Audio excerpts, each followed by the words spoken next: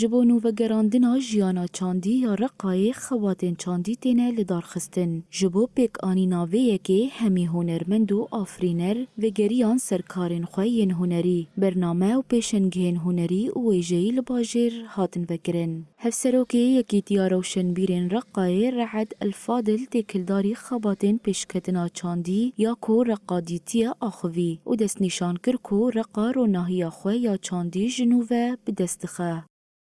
بالنسبة للحركة الثقافية في مدينة الرقة هنالك عدة نشاطات. لباجار رقایه گلک چالاکی و سازین کوتافگرا چاندی به پیش دخن هنا. دناو آوان دا یکیتی روشن بیران. یکیتی جبوی کشاندنا کسایتان ولدارخستنا چالاکی و سمینرین روشن بیری سیاسی و جواکی کاردگا. التي تهتم أيضا بشؤون المجتمع ككل.